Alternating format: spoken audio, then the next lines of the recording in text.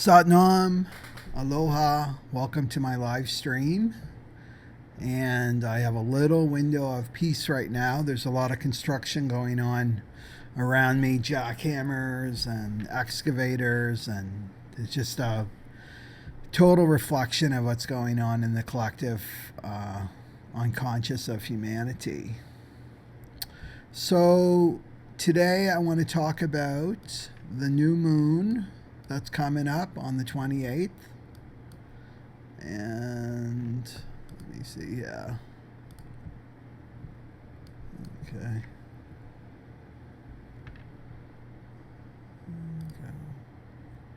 Okay. So there's the chart for the new moon. Okay, September 28th.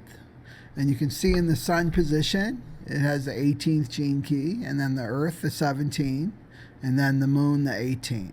Right? So that's what makes it a new moon, is the sun and the moon are in the same gene key. And also of note, too, is to look at the south node, right, which is our karma, right, our karma that we're releasing. This is as a collective, right? This is like, you thought of the collective of humanity as one body, like this would be the chart. So you've got the south node, what we're releasing karmically, right, in the 38, and then Saturn is down there too. So this is a really karmic time for people, and you may be feeling that yourself. Very karmic, fated events are happening. And the message that I've been getting is to really persevere, and that's the gift of this 38. It's the shadow of struggle, but it's the gift of perseverance. It's like to keep up, right? In Kundalini Yoga, the Kundalini Yoga path, it's all about keeping up, right? So that's like keep showing up to your life as yourself. That's all the Aquarian age asks of us, is we be authentic in every moment, be in our truth, and just keep moving forward no matter what is in front of us. Okay? So let's talk about this 18th gene key here. Okay, so the new moon is going to be in the shadow pattern of judgment, and it's the gift of integrity, and it's the city of perfection. So this shadow pattern is all about the mechanism of our mind, of the mind. And so the mind is not the brain. People mix that up. The mind is not your brain. It's something entirely different. Mind lives in a subtler plane, the mental plane. We're on the physical plane, but there's other planes of existence. And so mind lives on the mental plane. So as a humanity, we share the same mind. We share the same mind. And at the lower frequency of this mental plane, it's called the victim mind, right? It's called the victim mind. So remember that mind is just thought, right? Mind is just made up of thoughts. So the victim mind, it's the complaining, it's the blaming mind. It's the mind that has you gossiping and undermining others. Right? With the victim mind, there's always an enemy out there with the victim mind. Even life is an enemy, according to the victim mind. So the shadow pattern of judgment, right, of this new moon, it's part of the victim mind. So judgment is based on the opinions of the victim mind. So we have to remember, and this is the beauty of the technology of Kundalini Yoga and meditation, it gives you a relationship to your mind, right? So that you know, oh, I'm not my mind. You're not your mind. Mind is your tool, but it's not who you are, right? So you're born with this crazy noise box in your head that's picking up victim thoughts, right, of the collective, because we share the same crazy mind. And as soon as you get that, right, as soon as you get that, oh, okay, then you're on your way out of the shadow frequency. It's that easy, right? I'm not the mind. And then you can become a witness of your thoughts, right? So judgmental thoughts can be there, right? Because that's the mechanism of the mind. The mind, it's impossible to not be judgmental. It's impossible, right? That we're taught that. So it's wrong to be judgmental. You shouldn't be judgmental. That's just how the mind works. It judges. It's contrasting. It's comparing. It's the mechanism of the mind. But you don't have to identify with those thoughts. You're not forming an identity of those thoughts.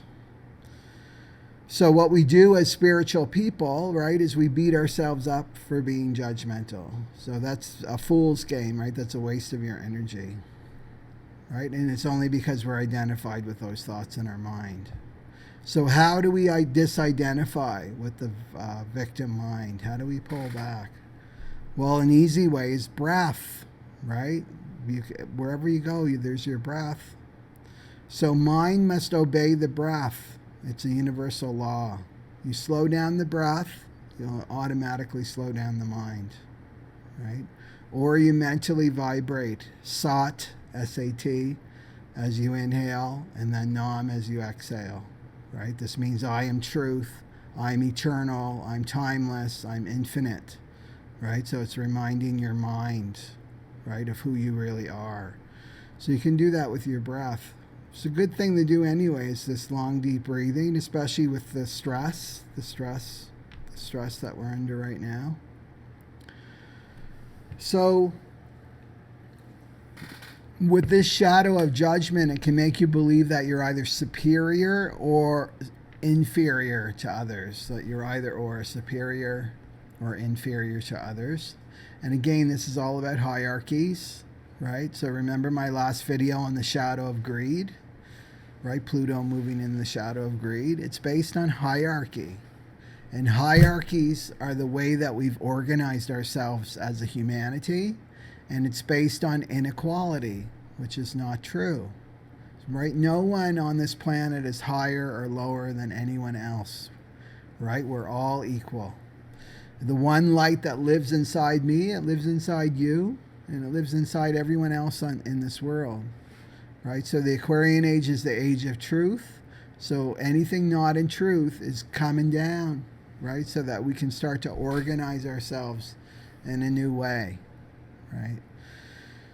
So I noticed that somebody wrote a comment that they really want to see a video on synarchy, because synarchy is the new hierarchy, right? It's the new way of us organizing ourselves in a more truthful way. But I'll work on that.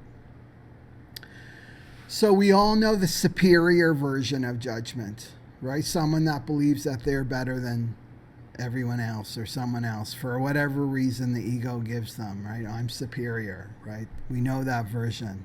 But let's talk about the inverted expression of this shadow, because that's who I feel like is attracted to my messages and my videos, are the inverted, because that's what I am, right? On all the shadow patterns, it's about the inverted for me.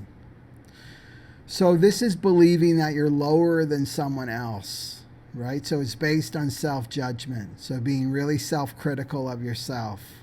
So seeing a tiny flaw in yourself and blowing it way out of proportion, right? It's like when you go in the mirror sometimes and you see a little, like I even have a little third eye, little pimple there, right? That you just focus on that and then it becomes this huge thing. That's what the mind does, right? It expands everything. So you do that to yourself, right? When you have this inverted pattern. So where does it come from? Childhood, right? So I talked about this in my videos. Last year was the year of the woman. I talked about this at the beginning of the year. The Me Too movement, right? The rising of the feminine. This year is the year of the child. It's totally the year of the child. All these child pedophilia rings are coming to the surface, and human trafficking, and the immigrant children taken from their mothers, and this huge movement that we've seen, right, since Friday, of children around the world demanding leaders to start addressing the climate change, like in a real action-oriented way. And I remember in Kundalini Yoga, Yogi Bhajan, the master of Kundalini Yoga, and he was speaking in Germany, and I wish I could find the lecture, but I think it was an audio. Like, I can't find it anywhere. But basically what he was saying was, because they were talking about climate change then, and that was in the 1980s. And they were asking him, Yogi Bhajan, what can we do? And he said you need to bring your children. You gather all your children and then go to the steps, right? These government offices, go to the steps.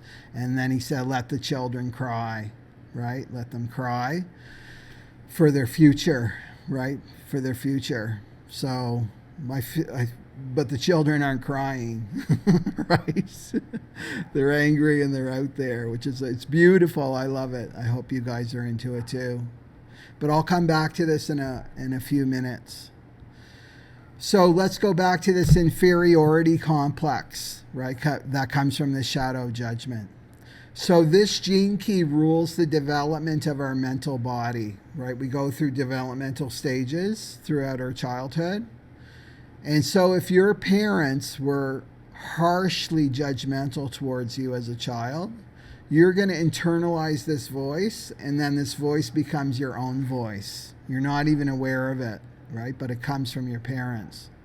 So this immediately stunts the growth of the mental body, your mental body. And so this creates, limited thinking and judgmental, right? That self-judgment and self-criticism. And so what you do to avoid facing the shadow, because we're always trying to run away from the shadow, is we'll conform. So you're quick to conform in a group to avoid the judgment of others, right? There's a real fear of like other people judging you or giving you any kind of feedback. You may have experienced that yourself, like any even constructive feedback that's coming from someone's heart, it will feel like a criticism, right? And then it's going to tap into that wound, right? So you'll go along with the crowd instead of standing up for yourself. So just go along, keep the peace, not rock the boat. Again, you're avoiding judgment, being judged. Or you compare yourself to someone you consider to be above you. Okay, so you're always, I'm not as good as them.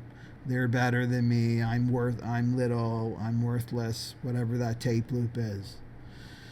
And of course, you self-sabotage and undermine yourself, right? And really, this is unconscious ways that we do this. These are all symptoms of an unintegrated child self. Remember, there's a child inside of us that's never really grows up, right? The divine child within us, but it's covered up by the wounded child. So you may be compelled to rescue people, right? Or you're codependent, or you're a people pleaser, or you attract narcissistic partners, or you need constant external validation to feel secure, or you're always on high alert, right? Expecting the worst, feeling you need to prove yourself, right? There's a fear of abandonment, fear of being alone, that people will leave you, right? You don't want to be alone, or you can't set boundaries. These are all symptoms of an unintegrated child self. So life is constantly sending us, right, people and experiences so that we can heal, that we can integrate this child self. And it works in cycles. It's like clockwork, right? There's a pattern.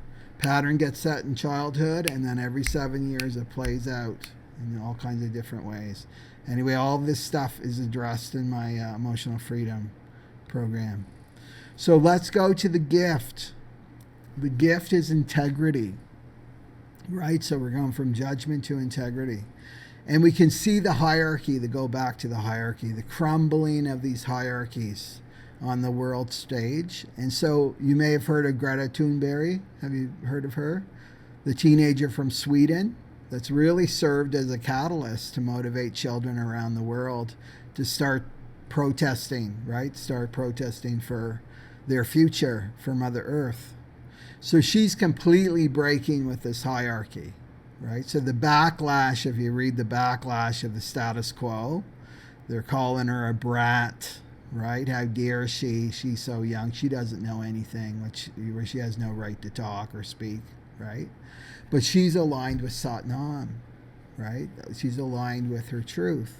So when you're aligned with your Satnam, with your truth, and the whole universe, you have the power of the universe behind you. That's how powerful you are, right? So she's also this new evolution of our species.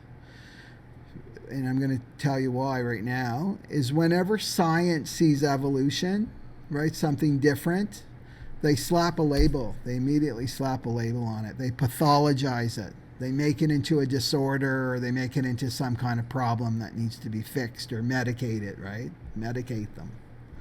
So indigos, right? I'm an indigo, right? ADD. I was totally diagnosed with ADD. I was on pills and everything, right? Until I started meditating, right? So I don't need these anymore. It's just it was oversensitivity. That's all it was. It was just sensitivity. I needed to meditate. Or ADHD. So now crystal children, they're autistic. They're slapping that label on autistic. So Greta has been diagnosed with Asperger's, right, which is autism. So we're going to see more and more children born with autism, especially after the year 2027. This is when the solar plexus, kids are going to start to be born, souls are going to start to be born with the solar plexus mutation that I talk endlessly about in all my videos. So this means that these children are not going to be ruled by their emotional state, so they can't be controlled, right? They can't be controlled by the status quo to stay in line, know your place. That's not going to work with them. And they're also, with the solar plexus mutation too, it's that direct experience that we're all connected, right? Which I talk about in my videos. So these kids, they're not prone to the same conditioning, the same brainwashing that we received. So just for instance, like a quick example here, there's something called mirroring in psychology. You might have heard of it. And this is where we take social cues from our caregivers. It starts right when we're a baby. We take social cues from the external. So we receive a negative cue from our caregivers or our teachers or an adult. We adjust our behavior, right? We'll adjust our behavior. So the evolutionary purpose of that was to survive, right? Survival. Because if we weren't in a tribe, we wouldn't survive. So it's all about being in the tribe, conforming, and then species is going to survive this way. So we're wired like this, but these children are not, right? So you speak the truth in front of someone, like with our conditioning, to someone above you that you perceive as someone above you in the hierarchy, right? Someone older than you, say. You get the dressing down, right? That's how this mirroring works. And this is why there's so much fear to speak out. But this is the Aquarian age. It's the age of empowerment. We all have to start standing up for the truth, our truth, whatever that truth is for you. So these new humans, right? And I'm going to put Greta in there just through my research and watching her speak and stuff. They're not outer referenced. Right? We're outer reference. Most of the people on the planet are outer referenced, right? These new children are self-referenced. You see the difference? They come from the self. So the new evolution of humanity, they won't care what other people think of them. It doesn't get in, right? They don't care about maintaining the status quo. They don't care if they get kicked out of the tribe, right? That doesn't even exist to them. They care only about the truth. The capital T truth. So this is what we're striving for on the spiritual path, is to be self-referenced, right? To be self-referenced, not outer referenced. And so we're not at the mercy of what other people may or may think of us, right? So we're not shaken by another person's judgment or opinion of you. You're just not shaken. It doesn't get in. So really your job right now is to be authentically yourself. Whatever that is, if you're a mess, you're a quivering, bowl of jello in the fetal position, then Be it, right? Be your authentic self. If you're feeling joy and happy and blissful, then be yourself. That's all the Aquarian age wants from us, is to be our authentic self in each and every moment. So when you're rooted in yourself, you are in integrity. That's the gift, integrity. So it's the center. You're in the center of your being. You're like the big tree that has deep roots in the soil of your being. That's where you want to be. Right? So any judgments that are flying at you, they don't touch you. But if you're in identity and you're identifying with all this judgment, then you're not rooted in yourself. You're being someone you're not. Do you know what I mean? You're just being this false self, this identity that got formed in childhood. So that's how it gets in. But if you're rooted in yourself, capital S self, nothing can touch you, right? That's integrity. You hold firm in your truth. So integrity really is about the completion of your childhood. And it's funny, isn't it? Like, imagine there's a 70-year-old plus, and I met these people, right? They can have a deeply wounded 7-year-old that's keeping them from growing up, or they'll be emotionally stunted in that age, right? So integrity is when you understand your conditioning, right? What made you the person you are today, and you let go of it because it's not real. So once you have integrity, you can use your mind in a whole different way. Instead of judgment, right? Your mind will come up into a higher frequency, the higher frequency of judgment, which is integrity. That's a whole different way of using your mind. And now with integrity, you demand and maintain a high standard in everything you do, right? And you hold others up, right? You challenge. This Gene Key is about challenging. So you challenge others to uphold this high standard that you have. So I'll just use a little simple example. Say your friend reacts to something you said. You said something in truth and they completely reacted and insulted you, right? Listened to what was going on in their crazy mind and then blurted it out at you, right? This low frequency judgment. When you are in your integrity, it won't touch you because you're rooted in your being. And then the gift is, I know you're better than this. Do you see the difference? It doesn't get in, but I know you're better than this. Because when you're in your integrity, you're also holding that person in their integrity, right? Because when you know yourself, you know every self, right?